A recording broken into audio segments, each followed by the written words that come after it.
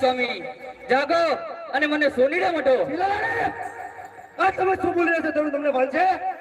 આપણા બાળકો 3 દિવસથી ભૂખ્યા છે. તમે એમ